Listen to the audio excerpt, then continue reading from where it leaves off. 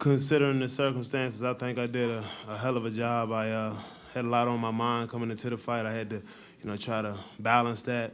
And I definitely felt from the first fight that I was a better fighter, but I just had to carry over in this fight and show what I have learned.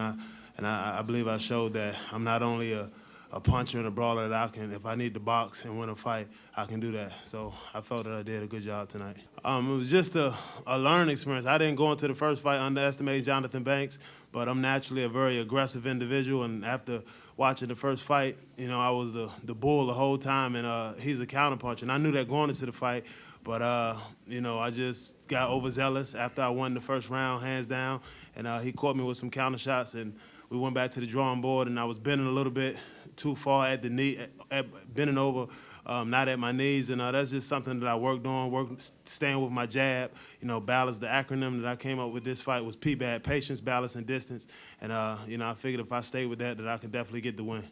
I definitely would say that my jab was a big key to this fight, but just being patient, and even when I was catching them, not getting reckless and not lunging and reaching. And if I had came out and lunged and reached, the same thing could have possibly happened in this fight. And that was just my main focus, was to stay patient. I know I can, go 12 rounds. I know that was a question to a lot of people because I've been knocking everybody out, but I trained extremely hard, and so the distance, wasn't in my mind at all. I wouldn't necessarily say that I had a rocky start. I had a rocky round, the round that I got, hurt in. But I think I dictated the first two rounds with my jab. I feinted him. I was really excited about this fight because I truly believe from the last fight I was a better fighter.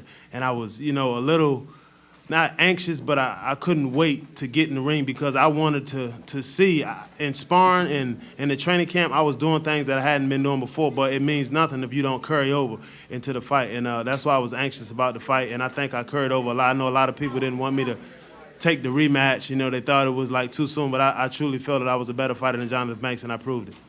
I think that he didn't expect me to box and move and use my jab the way I did. I thought he thought that I would retreat back to old form, being aggressive, brawling, coming forward. So I think that, threw him for a shot. I have a beautiful jab. Sometimes I leave it at home, but that was one of my main focuses is just to do what I've been doing in sparring and training. And I know sparring isn't fighting, but just have carry over. I was very confident about this fight. I think this fight right here shows the type of man that I am, the character that I have to not only take a rematch after, getting stopped in the first round. It showed that I can box. I'm just getting better. I'm still learning. At the same time, I realize I have to win and learn on this level, and this is the level that I want to be on. I sit back with my team. I'm clearing my mind for boxing for about 2 weeks. I'm not thinking about boxing.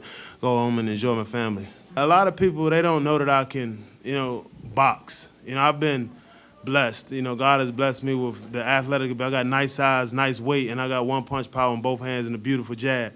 And sometimes, I don't know why, I just don't use all of my tools. And after this was a wake-up call. At this level, you're going to have to, you can't run through everybody. You're going to have to, sometimes sit back, box, the crowd may boo, but, hell, if I went out there and started lunging and reaching and brawling and got stopped, then they'd be laughing. So I blocked the crowd out, and I just won. It was a one-round fight for me, win each round. I believe in myself. I believe that I can be, the heavyweight champion of the world, but I got to continue to work hard, and I think I got a good chance. I got a good team around me, and I'd be remiss if I didn't mention, my trainer right here, Andre Hunter, because everybody, once you lose a fight, you need a new trainer. You need this and you need that. Everybody starts somewhere.